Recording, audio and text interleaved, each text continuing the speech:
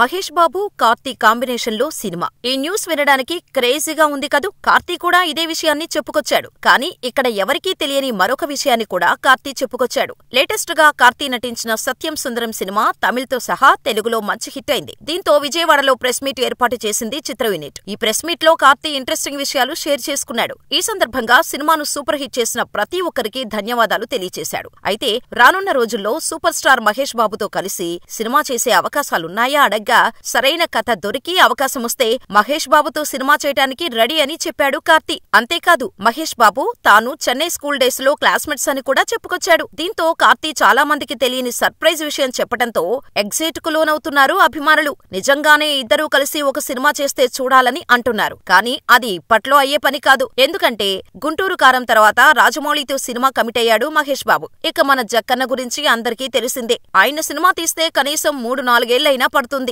కాబట్టి మహేష్ కార్తీ కాంబోలో సినిమా చూడాలంటే మాత్రం మరో 5-6 ఆగాల్సిందే. కానీ ఎప్పుడు వచ్చినా ఈ కాంబినేషన్ క్రేజ్ మాత్రం వేరే లెవెల్లో ఉంటుందనే చెప్పాలి.